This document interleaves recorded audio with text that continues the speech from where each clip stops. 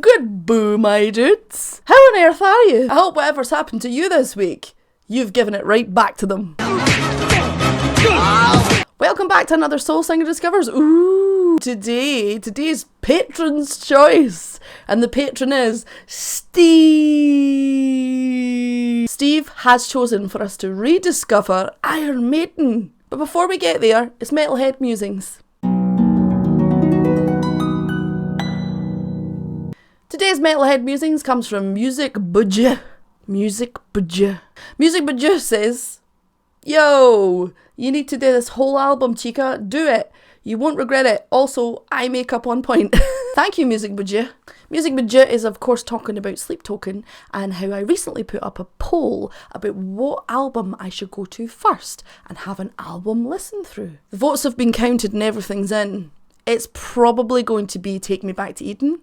We're also going to have to deal with YouTube copyright, so who knows how I'm going to do it, but I am going to do it because I think it would be fun, and y'all seemed hyped about it. Thank you, Music Budget, for both your comment and your compliment. Remember, kids, flattery will get you everywhere. Today, we are, of course, rediscovering Iron Maiden. Now, Steve has sent me a specific link, and it is a live version. We're not even going to bother Rosie with information on Iron Maiden. Finally, a day off from you bitches. Rosie does enough. So let's do it. Iron Maiden, and the song is Dance of Death. Ooh. Boop.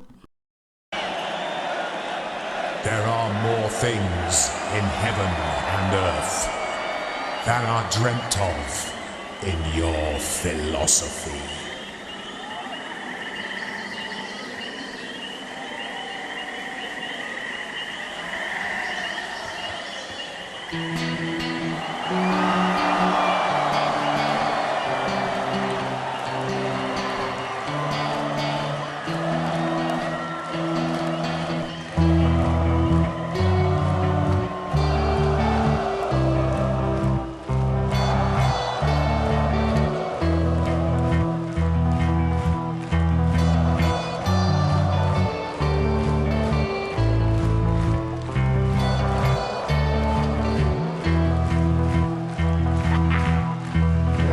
Tell you a story to chill the bones about a thing that I saw.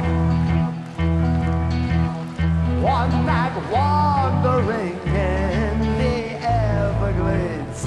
I'll have one drink, but no more. Officer, sorry about that. I was rambling, enjoying the bright moonlight, gazing up at the stars.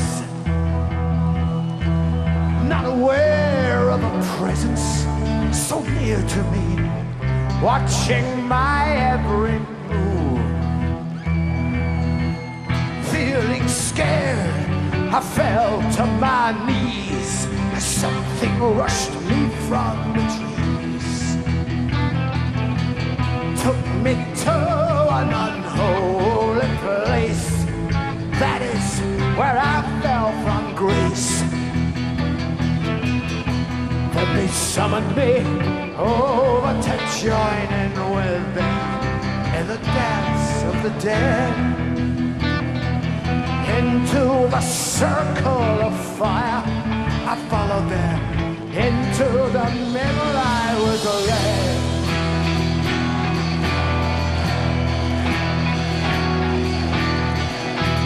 As if time had stopped still, I was numb with fear, but still I wanted to go. And the blaze of the fire did no hurt upon me as I stepped up to the coals. And I felt that I was in a trance. My spirit was lifted from me. If only someone had the chance to witness what happened to me. And I danced, and I pranced, and I sang with them, all heads up in the air. Let the singers, and the carmen, they had it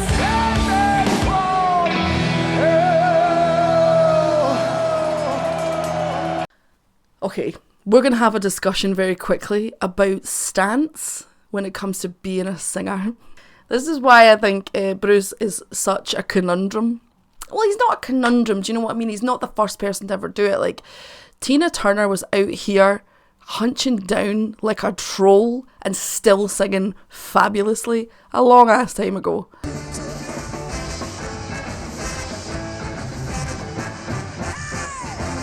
I just think it's incredibly impressive when singers who are also performers, which we've talked about this before, being a singer and a performer are two different skills. Completely different. This is why you look at someone like, I don't know, Amy Winehouse was a singer. She wasn't a performer. Or at least her performance did not come up to the same standard as her vocals. Michael Jackson, whether we want to deal with any of the other creepy bullshit that went on in his life, was both a singer and a performer. You know what I mean? Bruce is a singer and a performer. The roundhouse kicking while you're singing. And the really cool thing about it is it did affect his vocals ever so slightly, not in any kind of real bad way, because you can just hear him breathing, hear him moving, his body moving. And if you're moving around a lot or you're dancing a lot, it really does affect your vocals. And there is that extra bit of training that goes into being able to sing and being able to move around really drastically. And Bruce does that really well. He has the widest vibrato in the history of vibrato. It's Shirley Bassey wide, and I support it. I love the crowd singing along, that lovely intimate moment between like having a more stripped back instrumental with this crowd singing along to build up the actual song, the story, the evolution of the song. Love that.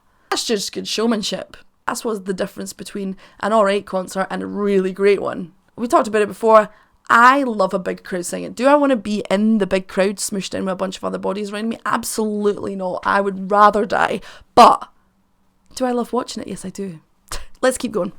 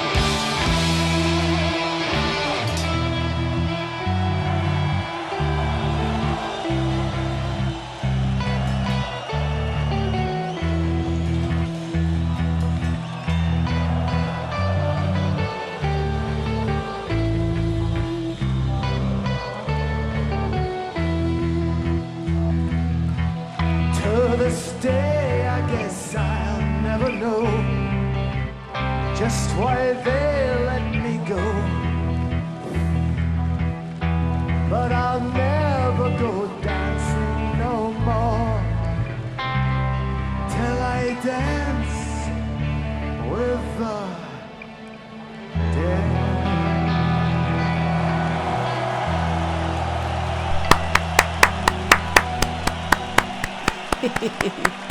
Yeah, it's a really good sign of a singer who has got a really good grasp of their own technique, is that they're capable of singing incredibly sort of high octane stuff that's a little bit more aggressive and a little bit more shouty, but then bring it back to an intimate, softer style of singing and it not affect the tone of what they're doing. Like, if you hear a vocalist who sings very sort of harsh, high stuff, and then when they come back down in the same song to sing again and their voice breaks up and sounds really wavery, their technique's probably not that good.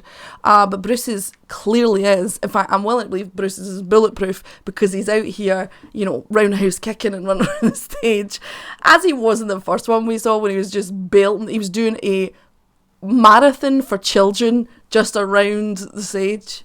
I also forget that Iron Maiden have 2 guitarists. I'm not going to lie, I don't think I could be in a band with 2 guitarists. I love it for Iron Maiden though, I do. And that's not because I don't have a good guitarist. I have the best guitarist. But still, I love the crowd's participation. It feels... Okay, I don't know how offensive this next sentence is, so you'll forgive me if it is. This sort of like jumpier... It feels a little bit Michael Flatley. It feels like any moment now, Riverdance is going to come onto the stage. I'm not to its detriment. That is in no way me being shitty about them. It just feels very sort of jaunty and a little bit Celtic for some reason. I'm not sure why. Bruce's vocals definitely felt a little bit more shouty than they normally would be. There was definitely moments of him using that big ass wide vibrato, but there was a little bit more like ba ba ba, which I think some people get it in their heads that shouty in particular with vocals, depending on where you are, is a bad thing. I don't think it is. I reject that notion. I think depending on what kind of singing and what kind of style you're doing, but also what kind of performance you're giving, shouty or shoutier, whatever word I'm going to use, is necessary for performance. Dig the bones out of that. I don't know. Yeah, I enjoyed it. I thought it was a fun song. Everyone on stage looked like they're having a blast. The audience looked like they're having a blast. Who knows why? Because they're all clearly smooshed together. Aren't they panicking about how many humans are around them? Aren't they remembering every YouTube video they've ever seen about people being crushed to death in crowds? I know I would. This was a really fun one. Thank you very much, Steve. Thank you to all my patrons as usual. And of course, thank you to you. Thank you to you for commenting, liking, subscribing. Please do. Please continue. Because if you don't, I'll find out where you are and I'll burn your house to the ground. For legal reasons, I will not burn your house to the ground. It was a joke. Until next time, my dudes, always put a legal disclaimer on your jokes.